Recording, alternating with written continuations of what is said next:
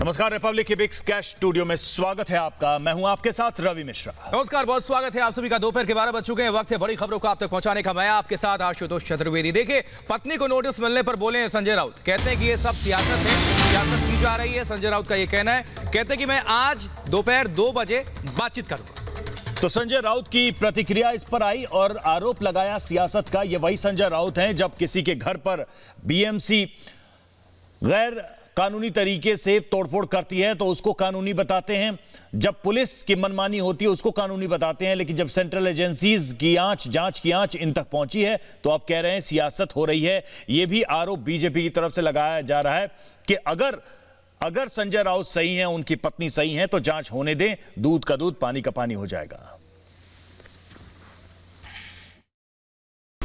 Sir क्या कहेंगे? Sir छोटी सी 1 मिनट है सर, क्या कहेंगे?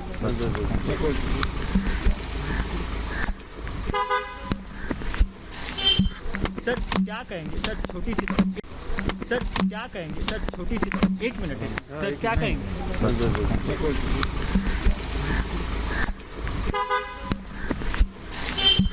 सर क्या कहेंगे? सर छोटी सी 1 मिनट है।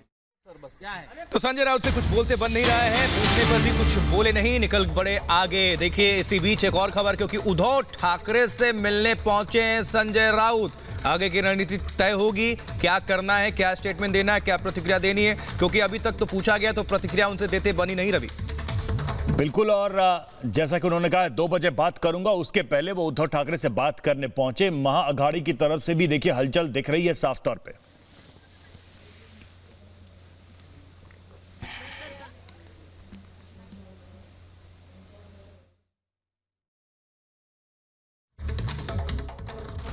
ईडी के नोटिस, अगर किसी ने गलत किया होगा तो वो नोटिस में स्पष्ट जाने के बाद साफ सफाई सामने ही आ जाएगी।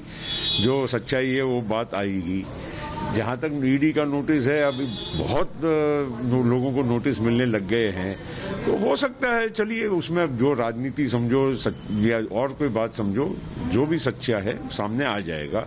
लेकिन इसको बहुत ज़्यादा मतलब इसका कोई और अर्थ निकालने का मुझे कोई मतलब नहीं लगता है। वो जो भी है, कोई उसका ज़्यादा कोई उसको हम अदरवाइज नहीं लेते हैं। आता है, उसकी कार्रवाई होती है, कार्रवाई का पालन करते हैं।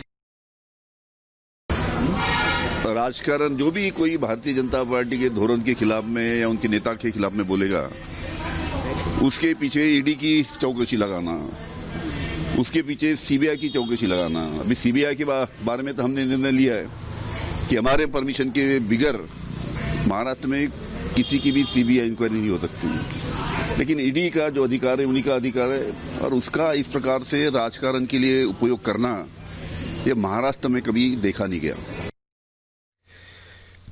हमारे साथ अलीशा नायर इस वक्त हमारे सहयोगी जुड़ चुके हैं। अलीशा, क्या हलचल है महाअघाड़ी में, शिवसेना में? क्योंकि मुलाकातों का दौर हो रहा है। संजय राउत तो बहुत जल्दी बयान देते हैं, प्रतिक्रिया देते हैं, लेकिन इस बार अभी तक चुप हैं, समय दे रहे हैं, 2 बजे बात करूंगा। क्या अपडेट मिल रहा है? देखिए, बिल्कुल शिवसेना के वरिष्ठ नेता संजय राउत की वाइफ वर्षा राउत को जहां पर ईडी की ओर से समन भेजा गया है, 29 दिसंबर को उनको ईडी के ऑफिस में आकर अपना बयान दर्ज करना होगा। और वहीं पर इससे पहले भी 2 समन्स भेज चुके हैं वर्षा राउत को, पर उसी दोनों समन्स को स्किप किया गया और ये तीसरा समन जो है वो ईडी की ओर से भेजा गया। अगर इस बार वर्षा राउत इस ईडी के समन्स को स्किप करती है तो कहीं ना कहीं ईडी जो है वो लीगल एक्शन ले सकती है। और इसी को देखते हुए अब बयान देने के लिए खुद संजय राउत जो है वो 2 बजे प्रेस कॉन्फ्रेंस करेंगे। लेकिन उससे पहले जो है संजय राउत खुद मातोश्री पहुंचे थे उद्धव ठाकरे से मिलने के लिए। हम एक तरफ देख रहे हैं कि अब शिवसेना हो या कांग्रेस हो, एनसीपी हो, इनकी ओर से अगर प्रतिक्रिया देखा जाए जिसमें साफ तौर पर पॉलिटिकल वेंडेटा देखा जा रहा है, क्योंकि एक तरफ अगर पीएमसी बैंक स्कैम को लेकर अगर बात करें, खुद प्रवीण राउत जो कि ईडी की ओर से उनको गिरफ्तार किया गया है, उन्हीं के वाइफ के साथ संजय राउत की वाइफ वर्षा राउत की एक प्रॉपर्टी सामने आई है।